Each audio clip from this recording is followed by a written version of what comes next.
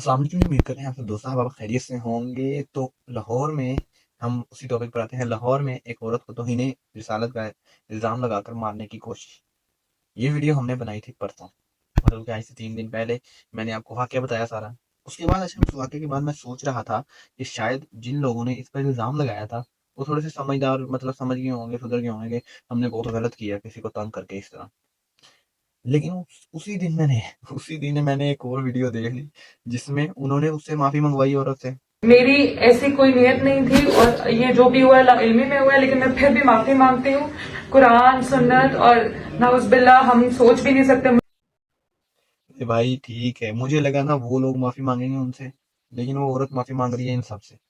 अबे भाई मुझे, और वो बंदा जिसने इल्जाम लगाया था वो उसे माफी भरा है भाई। प्लानिंग उसकी बनी हुई थी, लेकिन लोगों ने देखा कि ये खराबी का बाइस बन रहा है, तो ये बहन आई, उन्होंने कहा जी आइंदा के बाद साल बास नहीं पहनेंगे, तो ये ने माफ कर दिया गया। अस्सलाम वालेकुम। मैं माफ वगैरह, भाई तुम क्यों माफ कर रहे हो? क्या उसने तुम्हारी कोई बेअदबी की? उसने तो कुछ किया ही नहीं। वो क्यों, मतलब एक तो वो माफी मांगे नहीं, अगर चलो ठीक है दबाव में आके, किसी के भी दबाव में आकर उसने माफी मांग ली, तुम क्यों कह रहे हो ठीक है मैंने माफ कर दिया? तुम कौन होते हो माफ करने वाले? चलो ठीक है भाई, तुमने भी माफ कर दिया। आज एक और मैं वीडियो बनाने लगा था, फिर मैंने कहा नहीं यार चलो छोड़ो, अब मामला रफा दफा हो गया तो क्या, खत्म हो गया। लेकिन आज एक और वीडियो मेरे सामने आ गई भाई कि उस औरत पर एफआईआर कटवाने की बात कर रहे हैं। अब ये बंदे उस औरत पर, मतलब उसका कोई कसूर भी नहीं, तो अब उस पर एफआईआर कटवाने की बात कर रहे हैं सारे मिलकर। ये देखें, वीडियो देखें आप।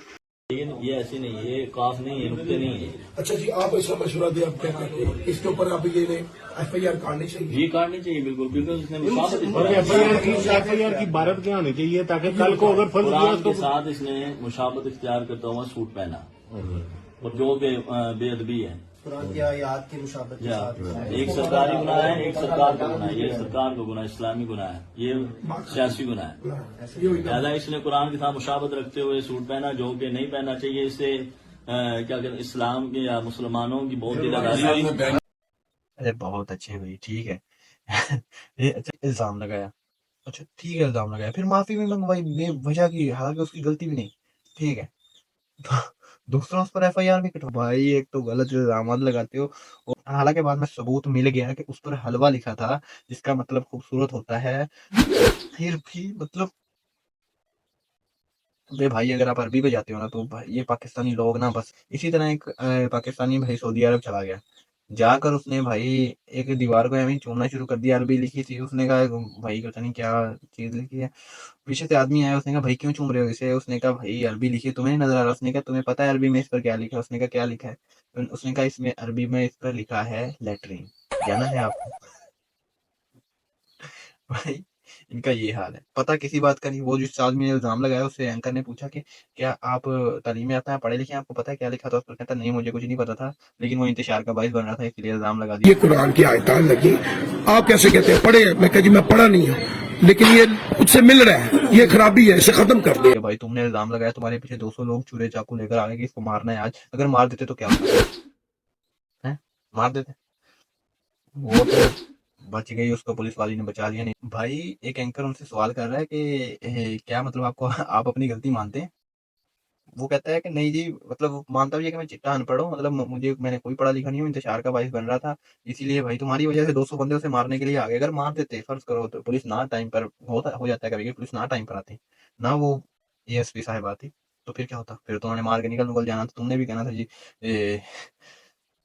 बस क्या कह सकते हैं कि जी, बाद में तो अभी भी इसने अपोलोजाइज नहीं किया। वो एंकर इसे कहता रहा कि भाई आपने गलत किया, उसने कहा नहीं मैंने कोई गलत बात नहीं की। सवाल है उसमें हलवा मतलब खूबसूरत लिखा हुआ है। सवाल है ना, आपसे सवाल तो बनता है ना इस बात पे। तो मुझे ये बताएं, अगर उसमें अरबी अरबी खताती है, जबकि पुरानी आयत हमारी उर्दू भी जुबान है, अरबी में लोग गालियां भी देते हैं, लेकिन आप कैसे इस चीज को डिफेंड कर सकते हैं इस बात पे कि आपने जो है ठीक किया?